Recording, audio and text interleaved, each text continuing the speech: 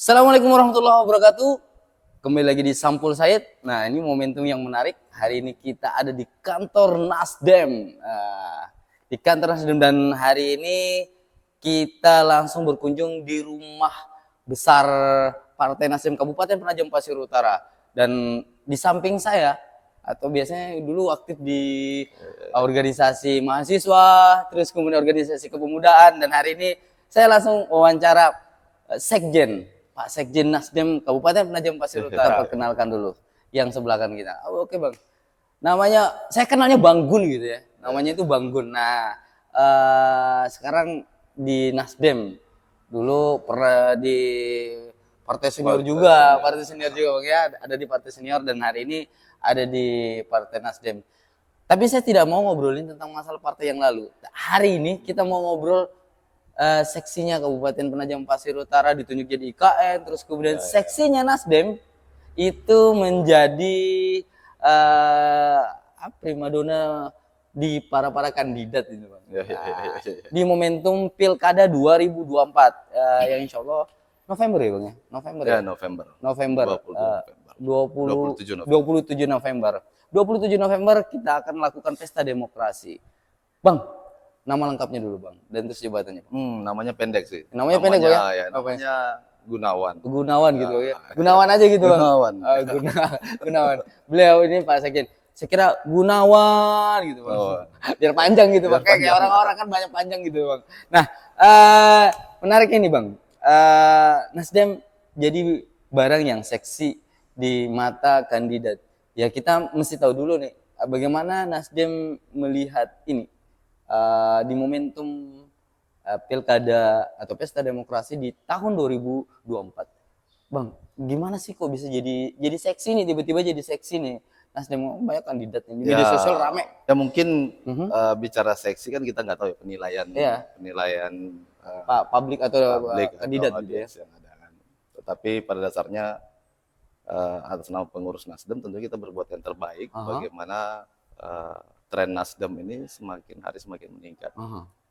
Dan memang kalau ditanya apakah Nasdem jadi yang seksi, karena mungkin Nasdem salah satu partai yang memang dari pusat sampai daerah itu mengusung partai yang berpolitik itu secara santun, dan tentunya bagian dari konsep politik tanpa mahar. Politik tanpa mahar ini Bang menarik nih Bang. Saya agak tergelitik dengan politik tanpa mahar. Ini sudah jadi rahasia umum sebenarnya Bang ya. Akan ada mahar ya, politik tanpa kos enggak mungkin gitu Bang ya. Tapi pada prinsipnya ada hal yang paling menarik yang bisa kita tangkap Bang. Kandidat berbondong-bondong. Seksi itu dari mata kita bisa lihat nih di media sosial ramai banget. Terus kemudian hari ini Nasdem punya 2 kursi gitu ya. Nah, itu karena gratis mungkin atau gimana gini Bang? Apa respon dari Nasdem sehingga mereka berkumpul di sini? Yang pertama saya kira pada pilkada periode ini, karena Nasdem memperoleh 2 kursi pada pemilu pileg yang lalu, mungkin menjadi perhatian khusus bahwa partai yang dari nol bisa mendapatkan kursi langsung 2, sementara mungkin di beberapa partai lain itu menjadi hal yang lumayan sulit. Iya. Nasdem jadi hal yang dilirik oleh para kandidat. Yang kedua, memang Partai Nasdem mengusung tadi yang saya sampaikan bahwa ada politik tanpa mahar. Politik tanpa mahar.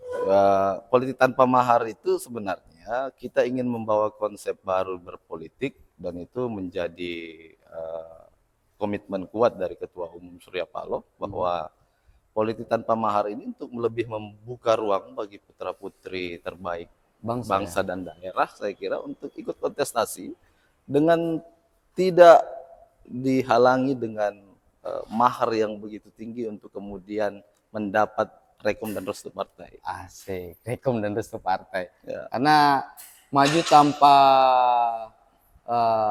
persyaratan atau jumlah kursi, kalau nggak salah kita 5 Bang ya? Ya, 5 kursi. Artinya kita masih butuh 3 gitu Bang ya? Ya, Nasdem masih butuh 3. Masih butuh 3 untuk kemudian berkoalisi untuk mengusung kepala daerah. Kepala daerah. Bang, ini kan menarik ini Bang. Kita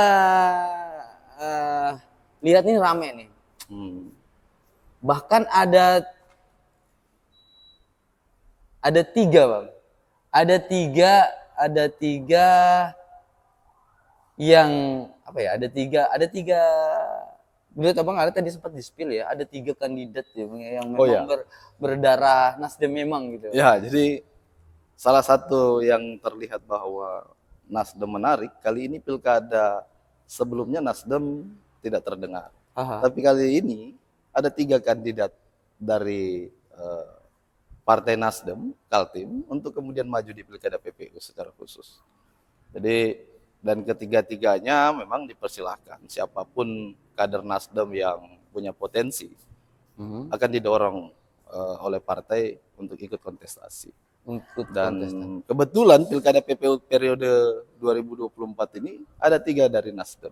Ada tiga dari Ada tiga dari Nasdem. Bang, kalau bisa di-spill, Bang, siapa-siapa aja sih Bang yang sudah mendaftar gitu untuk di Nasdem sendiri? Iya, kita sudah membuka pendaftaran mulai tanggal 1 Mei tadi sampai hari ini, tanggal 7 Mei ini kita akan tutup pendaftaran. Dan sudah ada 7 pendaftar. Ada 7 pendaftar. Ada yang pertama ada Pak Insinyur Pak Hamdan. Oh, Pak Hamdan. Ya, kemudian ada Ahmad Basir. Ahmad Basir itu juga kader Nasdem. Kemudian ada Mudiat Nur. Kemudian ada Desmond. Ada Randy Siswo Ismail. Oh, Pak Randy Ismail. Pak Randy juga. Kemudian termasuk Ketua DPD Nasdem PPU tentunya. Oh, Pak Haji Nanang Ali. Pak Haji Nanang Ali. Dan ya, yang ketujuh. Ini siapa ya? Saya lupa ya siapa yang ketujuh. Desmond, Hamdan, Pak Randy, kemudian yang mantan ketua LAP itu? Oh ya, termasuk Arbain Nur. Ya, Arbain Nur. Atau masih ketua LAP kayaknya ya, atau gimana? Atau udah diganti? Kayaknya sudah saya nggak tahu secara ya? strukturalnya dia masih ketua LAP, tapi setahu saya LAP sudah berganti ketua baru di DPP-nya. Bang, gini, ada hal yang menarik nih dari 7. Ini kan laris manis Pinang gitu. Laris manisnya Nasdem ini kan menjadi hal yang menarik. Terlepas bicara tentang tanpa mahar tadi. Tapi hari ini kan poinnya itu adalah ya tetap pusat sih sebenarnya. Tetap pusat sih. Tapi kan kita tidak mau melihat orang-orang yang hadir itu hanya sekedar hadir gitu. Sekedar lewat. Apa yang menjadi poin besar yang diharapkan oleh kader-kader Nasdem sendiri? Ya. Apa itu, Bang? Karena kan gini, Bang.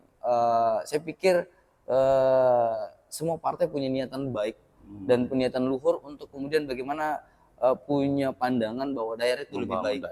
Membangun daerah. Benar itu, Bang. Apa yang diharapkan Nasdem sendiri, Bang? Ya, Nasdem sendiri dalam proses penjaringannya ini memang orang bertanya, kalau kemudian tanpa mahar, jangan sampai kemudian pendaftar itu orang yang tidak punya kompeten, orang tidak berkompeten, orang yang hanya asal mendaftar, kemudian jadi banyak peminatnya karena tidak ada biaya yang dibebankan para bakal calon. Tapi Nasdem juga punya saringan untuk proses itu. Pada tingkat DPD sendiri, yang pertama bahwa kita mensyaratkan wajib kandidat yang datang mengambil formulir atau mengembalikannya wajib kandidat. Itu satu. Bentuk keseriusan. Artinya kita pengen berinteraksi langsung. Kader-kader di daerah juga pengen lihat langsung kandidat-kandidatnya seperti apa. Dan yang satu lagi saya kira dari sekian, saya nggak tahu di partai lain, tapi rasa-rasanya Partai Nasdem termasuk yang mendahului untuk menanyakan visi dan misi kandidat ketika mendaftar. Bukan hanya sekedar nanti ketika di DPP baru menyampaikan visi dan misinya. Baru mereka di screening gitu ya. Tapi kita di daerah sudah mensyaratkan agar gambaran visi misi kandidat terhadap pembangunan daerah, kemudian peningkatan sumber daya manusianya, kemudian bagaimana dengan komitmen tentang keberadaan Partai Nasdem di daerah. Nanti bulan Agustus baru DPP mengeluarkan SK penetapan pasangan calon untuk didaftarkan di KPU.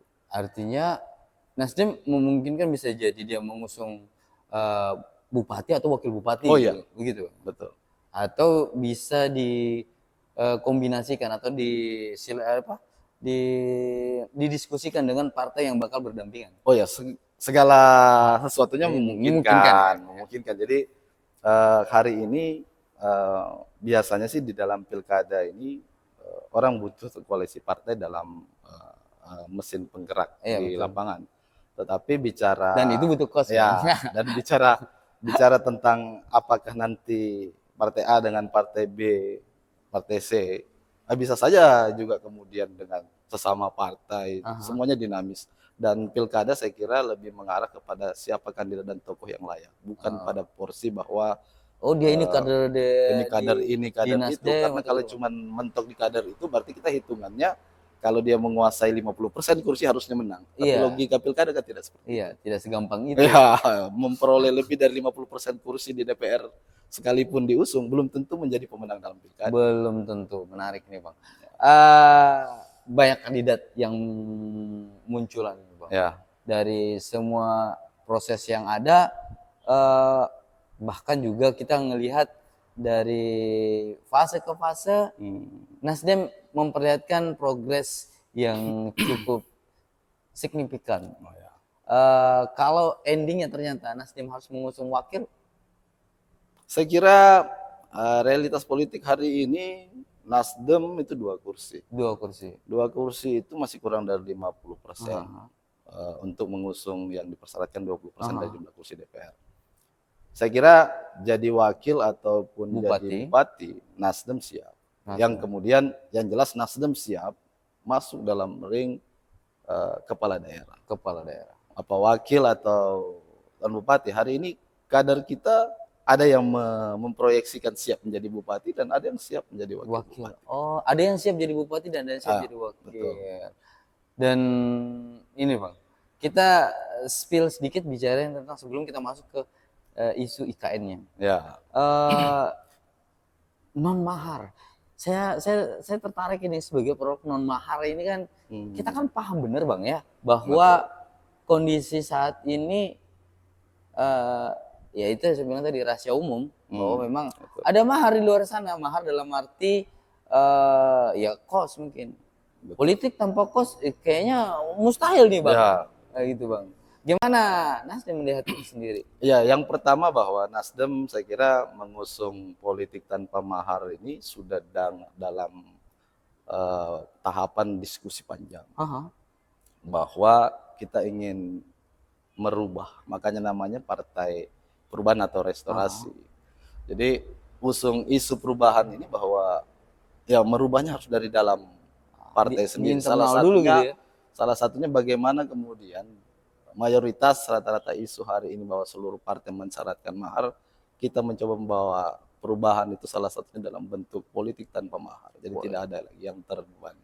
Itu bagian dari upaya. Saya kira pilkada juga kos politik nggak mungkin tidak ada. Tetapi dengan tidak adanya mahar untuk mendapatkan rekom partai saja, saya kira itu mengurangi beban kita agar politik kita bisa lebih sehat. Sip, mantap, Bang. Nah, ini kita masuk ya. Ya, Cantik banget ya, Reno. Kayak udah disiapin gitu ya, padahal kita didadakan aja gitu. Ya. Bang, Bang, nih ada nih isu IKN, Bang. Nah, isu IKN kan, hadirnya IKN ini menjadi atmosfer yang berbeda di momentum Pilkada 2024. Contoh paling sederhana, hadirnya banyak orang ke sini, Bang, ya. Ada tokoh-tokoh yang biasa ada di daerah di luar kita yang kemudian hari ini hadir. Nah, bagaimana Abang menangkap potensi IKN sendiri yang hanya ini berdampak dalam momentum pilkada? Oh ya, ya saya kira tidak bisa dipungkiri bahwa kita bagian dari negara Indonesia. Ya, ketika pemerintah pusat memutuskan bahwa Penajam Pasir Utara sebagian wilayahnya menjadi ibu kota negara, maka kita wajib untuk mensupport dan mendukung itu. Mendukung itu. Dan walaupun mungkin isunya bermacam-macam, termasuk isu yang kemudian dipakai untuk menyerang Nasdem. Tapi kalau bicara tentang IKN, saya putra asli yang lahir dan besar di dekat titik nol IKN. Jadi hampir tahu kondisi masyarakatnya, lingkungannya. Dan pasti kita supporting. Sebagian besar orang menganggap bahwa bagaimana Nasdem mau mendukung IKN sementara Nasdem tidak berfokus. Saya kira seluruh partai wajib melaksanakan apa yang diputuskan oleh pemerintah melalui lembaga legislatif dan eksekutifnya dalam menentukan IKN sudah diputuskan melalui undang-undang dan wajib untuk disupport dan didukung. Saya kira memang proses itu yang saya kira semua kita warga masyarakat wajib melihat sebagai sesuatu yang sudah diundangkan, sudah direstui dan sudah disepakati mayoritas masyarakat Indonesia. Oke, sip. Menarik, Bang. Saya coba untuk telisik tarik nih, Bang. Bukankah hadirnya kandidat-kandidat ini tertarik dengan IKN? Bisa jadi. Bisa jadi gitu. Bisa Bang. jadi. Dan bagaimana Bang melihat, kan ada nih ya, ada opinian di luar, Bang. Bahwa ini ada orang luar, ada luar daerah gitu, ada artinya apa ya? Lebih ke identitas jatuhnya kan kayak gitu, Bang ya. Bagaimana kita lihat Nasdem menerima tidak sih? Oh, ternyata ada putra-putra bangsa ini juga ingin berkontribusi dalam arti ya ini kita normatifnya emang ya. Dan kita nggak tahu nih apa ini jadi niatan mereka semua nih. Karena kita belum ada ngobrol juga, kan? Saya kira selama PPU menjadi bagian negara Indonesia, maka PPU harus bersiap menjadi daerah terbuka. Menjadi daerah terbuka yang tidak bisa lagi dibatasi bahwa orang boleh masuk. Di wilayah Indonesia kan warga Indonesia boleh masuk kemana saja. Dan saya kira dengan adanya pembangunan IKN di PPU, tentunya itu juga berdampak terhadap ekonomi sosial masyarakat di PPU. Artinya Nasdem terbuka aja. Mungkin orang berbicara bahwa kompetitornya jadi banyak. Kompetitornya banyak karena mungkin migrasi masyarakat dari luar Kalimantan Timur untuk datang ke IKN sebagai pusat pemerintahan yang ditunjuk oleh pemerintah, saya kira akan menjadi tantangan tersendiri dan ya kita harus siap. Kita harus siap dengan bagaimana paling tidak bagaimana daerah termasuk bakal calon kepala daerah ini harus mikirkan nih gimana memberikan